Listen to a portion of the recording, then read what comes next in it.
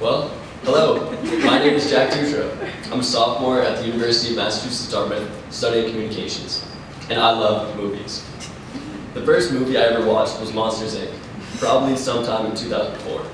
I don't remember watching it then, but my parents could probably recite the whole movie from the amount of times it was on the TV in the Dutra household.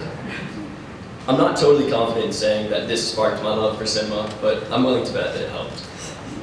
I've always had the capacity to appreciate a good story, from grandma telling a tale, or my cousin and myself playing pretend. However, movies were where I really learned to appreciate a good story. I got my first DVD player on Christmas in 2009 or 10, and this changed the game.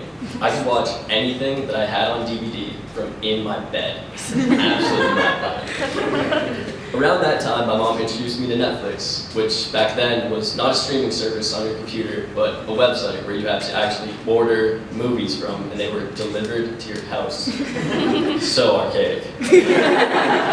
I can say that this is absolutely where my appreciation for a good story in cinema took off from. So from 2009 to 2011, my mom ordered me 2 movies a week to watch, and my childhood was spent appreciating cinema and a good story. So that now brings me to the present day, where I still love a good story. However, it is becoming more difficult for me to understand my own story. I love cinema so much because for a few hours you can be indulged in a story that has a theme, a direction, a conflict, and a conclusion. It begins and it ends. I can't seem to wrap my head around how to think about this on a large scale and apply it to human life. What is the story? What is my story? I mainly group my favorite movies into one of 2 categories, nostalgic or transformative. I love a good movie that makes me feel happy, one that's associated with fond memories. And I also love a good story that leaves the viewer feeling speechless, conflicted, or changed. I came to the semester in the city experience hoping to develop as a person and further my own story. I've been highly successful in doing so. I excelled in handling the challenges that I anticipated I would have to face. It was the ones that I didn't consider that impacted my story the most. Mentally, I've changed in ways that I did not imagine I would. I had always believed that I was not a person that was capable of living in the city, and even now, after a few months of doing so, I still have my doubts.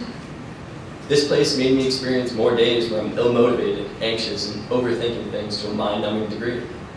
The crowded T-rides to work each day were very difficult. The city just has too many people fighting for themselves for my small-town mentality to handle. But this city has rejuvenated me. I've experienced some of the greatest streaks of motivation that I've ever felt. The capacity to balance a million things at once, and some days, unwavering exuberance. This experience was an unexpected journey in my story, breaking me down at times, but never failing to build things back up. I often believe that I'm a very rational thinker, acting as if I know how things will play out before they even happen. This semester allowed me to see that this makes for a boring story. Taking risks and battling the fear of the unknown is a huge part of growing up, and for a long time, I tried to justify living in my comfort zone. Taking on the challenge of joining SITC was an uncharacteristic leap for me. That became the catalyst for numerous changes in my story. A new major, a new school, and a shift in the way I think about pursuing opportunities. I'm happy to know that my SITC experience I will think back on my SITC experience fondly.